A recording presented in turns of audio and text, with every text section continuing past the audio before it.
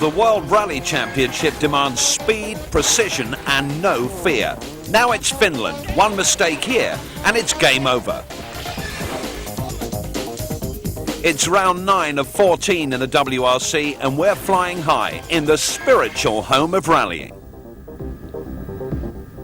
Finland has bred more champions than any other country, and this rally has been their testing ground. Originally the Thousand Lakes Rally, only 2 non-Scandinavians have ever won here.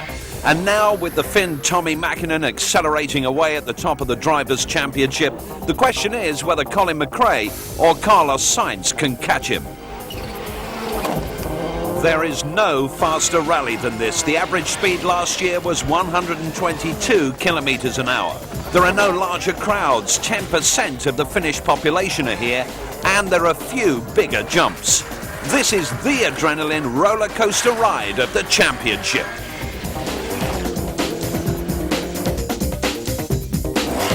So strap yourselves in as we take off with the 4-time world champion Tommi Mäkinen on his farm and across his lake. After half a century of the Rally of Finland, we look back at this classic World Championship event. We follow a rally photographer on his mission to capture the best photos in Africa, from Masai Mara to magazine. The Peugeot man of the moment, Harry Rovanperä, tells us why he's got where he is today. And we find out how the most dramatic television pictures of the rally are brought to you by the use of onboard cameras.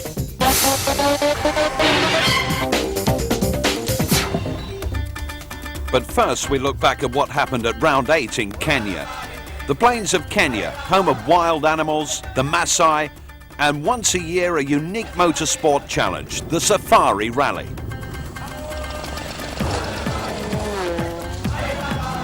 This rally demands speed, total car control and an ability to survive the perils of the African bush.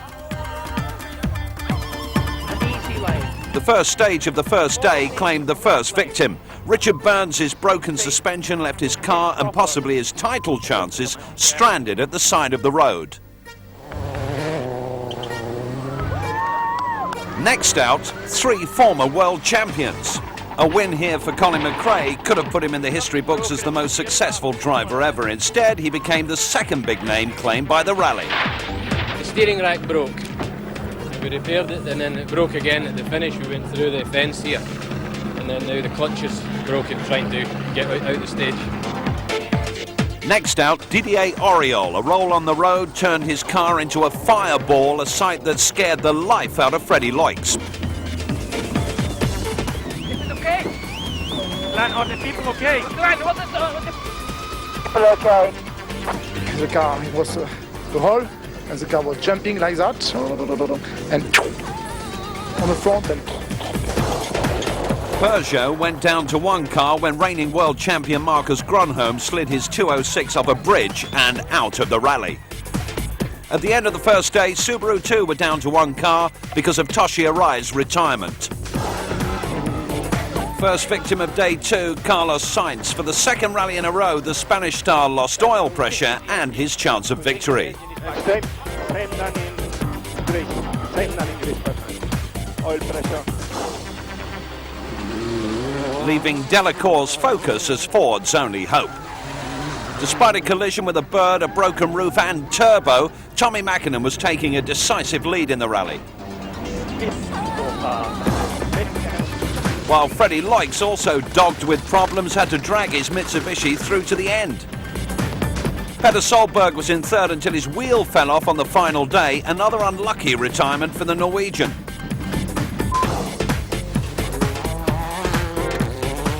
And I didn't hit anything.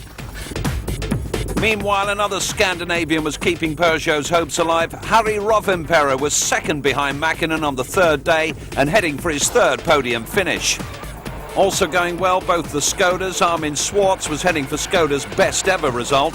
Fighting broken power steering pushed teammate Bruno Thierry to exhaustion on the penultimate stage, and fatigue was blamed on the last stage when he hit this hole too hard and was forced to retire.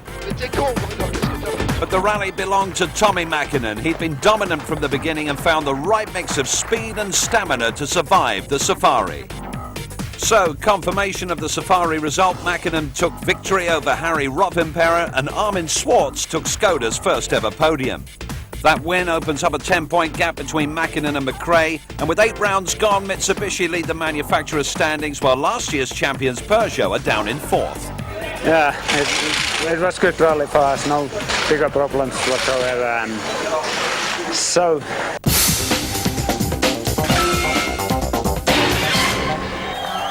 Tommy Mäkinen took the last of his 4 consecutive world titles in 1999, and things are looking good again this year. The pressure is on to take a record-breaking 5th world championship, but he knows how to escape Planet Rally.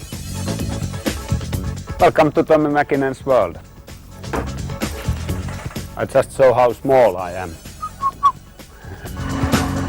Tommy comes from a farming family. He spent the first 18 years of his life on the farm until rallying took over. I'm staying in the city I'm at the moment, but of course I'm often going to the farm to do my hobbies and some farm job as well.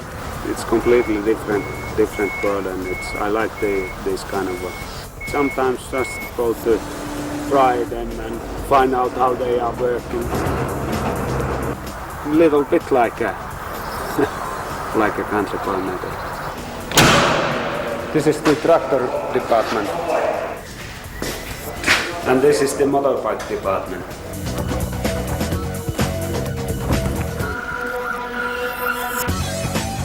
I like motorbikes. They are fast. It's good exercise. It's good physical training, and it's good practice for the eyes also. Normally I do the speed how I feel. If I feel confident and it's good feeling to go fast, then I go faster. But if it is not so good feeling, of course I go a bit slower.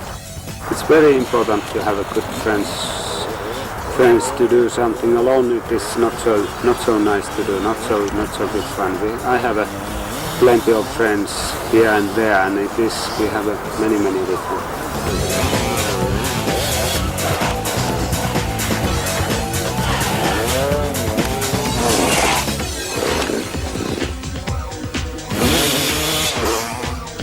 It is not so often when I come back to Finland. I'm staying in Monaco very much.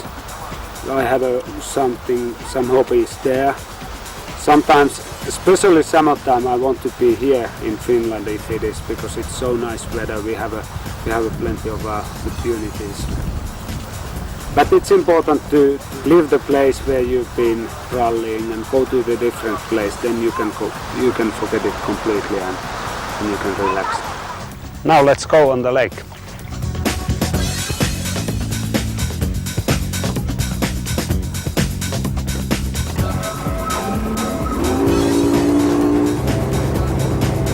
We have many different hobbies. This summer has been very nice. Unfortunately, not so much time, but we have been on the lake very much. 50 knots, it's about 60 knots.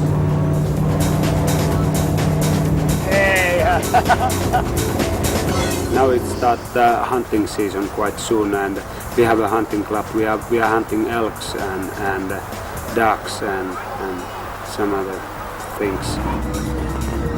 The end of the day. So, what to do now? Rally of Finland.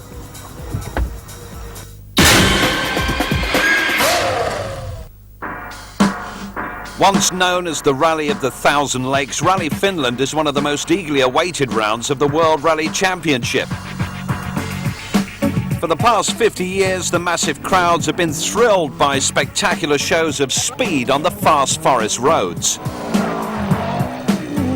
Roads that have bred more rally legends than any other country.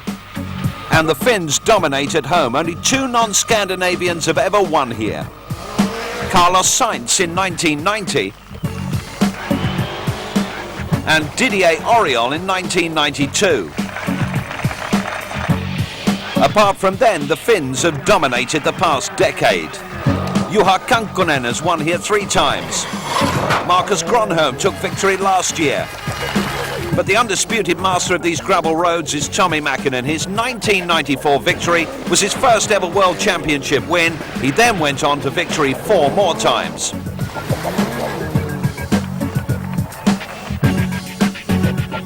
The stages that wind through the lakes and pines demand the highest level of driving skill. Confident drivers go for maximum attack on these undulating roads that mean big bumps and huge jumps.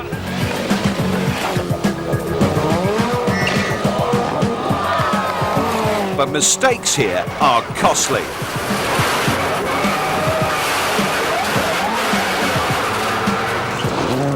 You might get away with a time-wasting slide. You might lose control and miss your turning. But many a dream lies buried deep in the Finnish forests.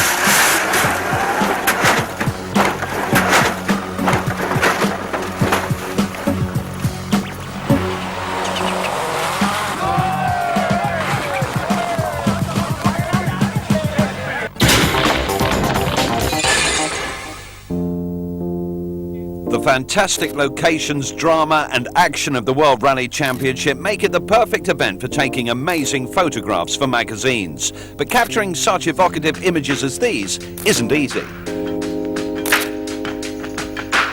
The first thing a rally photographer needs to do when he arrives in the country, apart from have a drink, is work out where he's going to go in the rally. And for that we have the official road book, which has the stages, and I use a GPS system to track the routes and mark the photo opportunities down.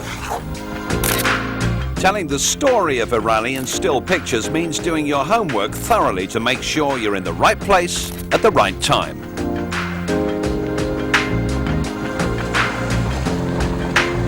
You can't arrive at these rallies not knowing anything about the roads that you're going to photograph, so that's why the recce is probably one of the most important things you can do.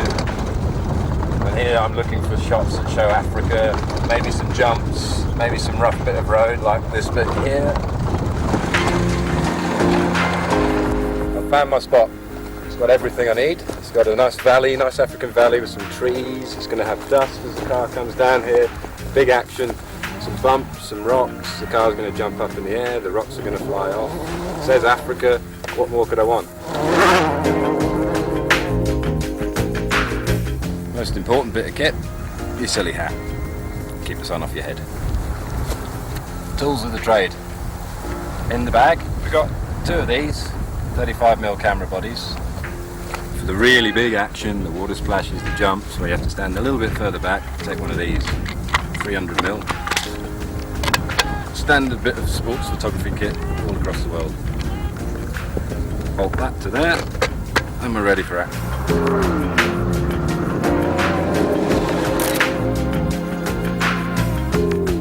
Sometimes you got to be quick.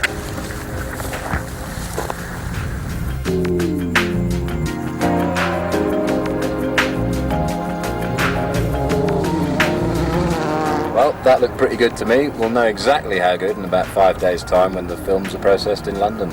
Meantime, next location. Welcome to the new Mitsubishi World Rally car. The biggest news this month is that Mitsubishi have finally unveiled their WRC version of the Lancer Evolution 6. This is their first true World Rally car. We have been taking the maximum of the advantage that we could for the weight distribution by moving the engine. We increased the suspension travel. Some more work has been done in the aerodynamic of the front bumper and the rear wing to try to give the maximum down forces with the minimum drag effect. Away from the Rally World Championship, Nicky Grist was caught practicing his driving. Along with other sporting personalities, he was at the Celtic Manor Golf and Country Club, the venue for the 2009 Ryder Cup, supporting Goal, one of his favourite charities.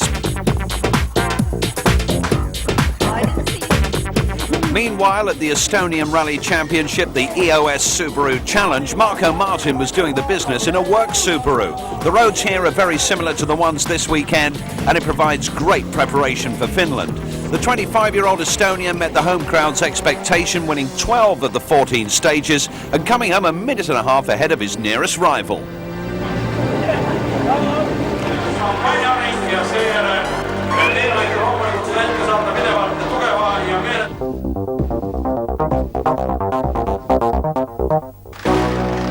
Love Impera is Peugeot's man of the moment.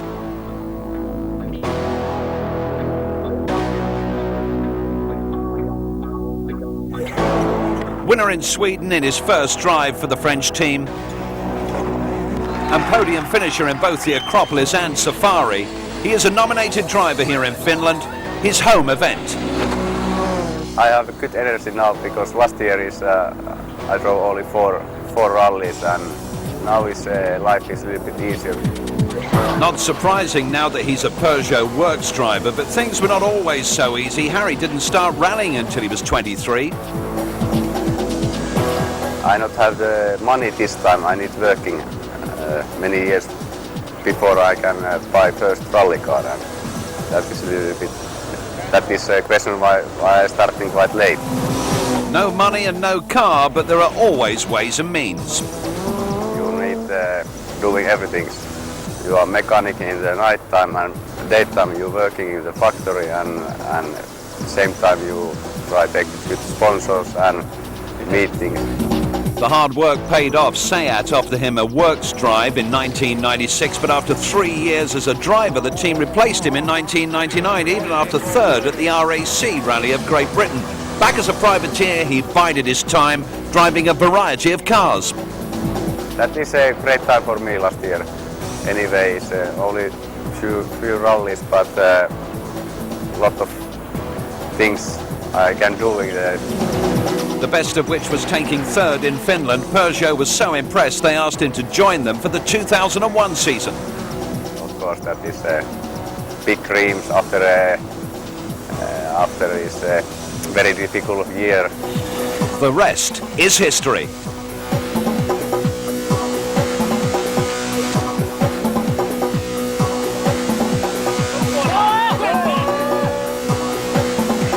And when he's not racing, he's relaxing at home in Finland. Near 300 days or something like that outside the Finland normally. And when you have the 2-3 days holiday, I like going normally quiet place, doing some things what you like, and that is enough for me.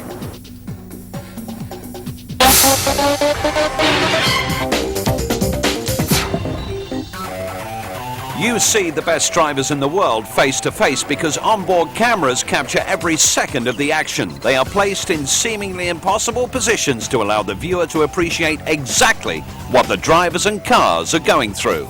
Let me take you through an onboard camera system. These are the two recorders. Underneath are the battery backup systems that keep the cameras going during a major incident.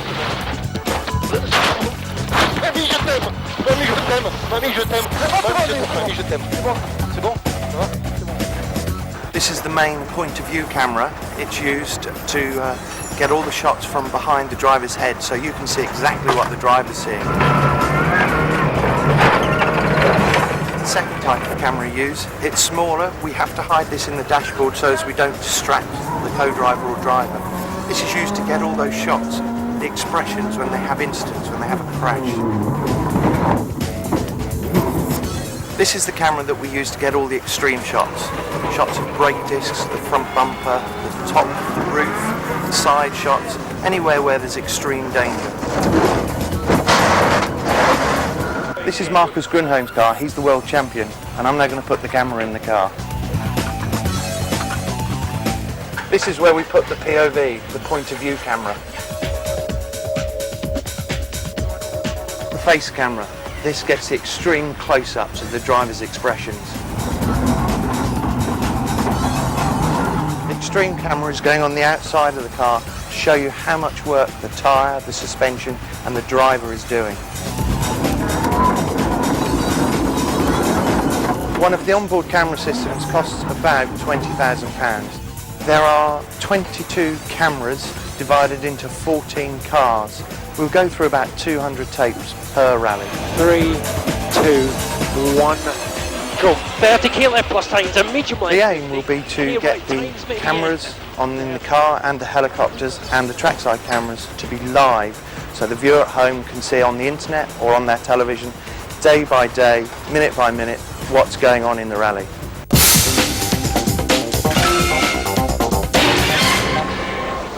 It's a month since the carnage of Kenya.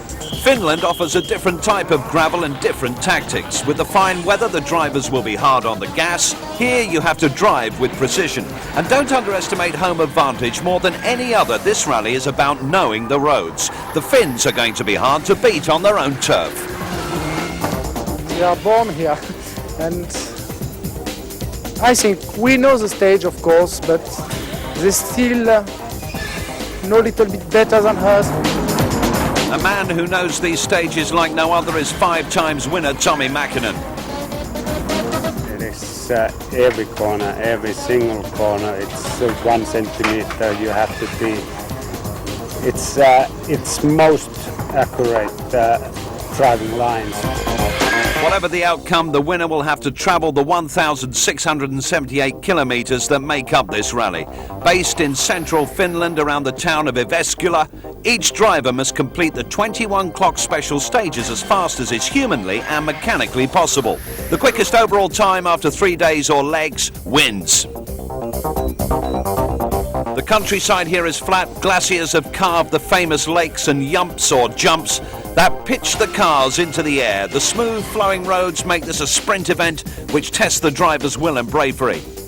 As an added bonus, Finland also presents a chance to witness history. There are 4 drivers competing here: Carlos Sainz, Tommi Mäkinen, Juha Kankkunen and Colin McRae, all on 23 WRC wins. Victory for any one of them would secure their claim as the most successful driver of all time. But that is not on Tommi Mäkinen's mind. Even his home rally comes second to the World Championship. Of course it is a special feeling, but still for us it is most important to thinking about whole 14 rallies and try to score as much as points possible. Colin McRae is only 10 points behind Mäkinen, but he needs to finish here to have any chance at the title. It really depends on Tommy's position here. He hasn't been, well, he wasn't that quick last year. Maybe just this championship lead now will give him that wee bit extra confidence or a wee bit extra inspiration or whatever it is he needs, but he's the main guy. I mean, we just need to be in front of him. McRae's teammate Carlos Sainz is more pensive. His Ford has stopped with engine problems on the last 2 rallies, but Cosworth, who supply it, cannot pinpoint the problem, and that is not the only worry. It's always very difficult to win in Finland. It's one of the most difficult rallies in the championship. To beat the Finnish drivers here is not easy at all, and it's always a good challenge. The Finn Harry Rovanperä is repaying Peugeot's faith. 2 podiums from the last 2 rallies. He's confident. I feel very good and everything is now the shakedown car feeling is good and we're waiting the Friday morning. Meanwhile, last year's winner Marcus Gronholm has a new zest about him. Yeah, I think now it will change my luck and it will be some results this year, so I hope it will be here. And the Subarus? Petter Solberg is a man on a roll. Unlucky not to finish in Kenya, he is proving both dependable and fast. It will be quite exciting rally, and I'm really looking forward to it, and the roads are perfect. Richard Burns, on the other hand, is out of luck and virtually out of the championship race, so he's keen to prove his worth in an event he traditionally does well at. You have to be brave, you have to be precise, accurate in the car, and above all you have to be really, really confident, not only in the car but in your pace notes. After success in Kenya, the Skoda team are confident, but Armin Schwartz is sick and was not at the shakedown test. Also me, I have since Friday nose and cold, and I think we can put a red cross on our car, so we are a red cross car. Hyundai have bolstered their ranks with 4 times world champion Juha Kankkunen. He's also been nominated for manufacturer's points over Alistair McRae. And Mitsubishi have also brought in local knowledge, replacing Freddie Loix as their nominated driver with the Finn Tony Gardemeister.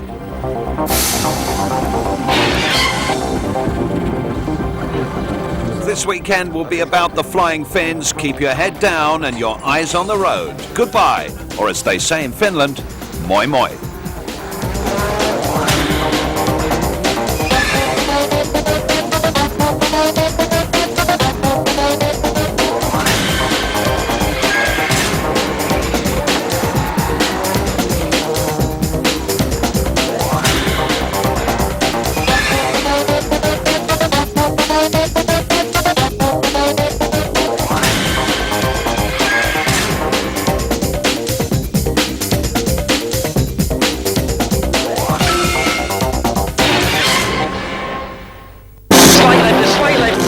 Bienvenidos.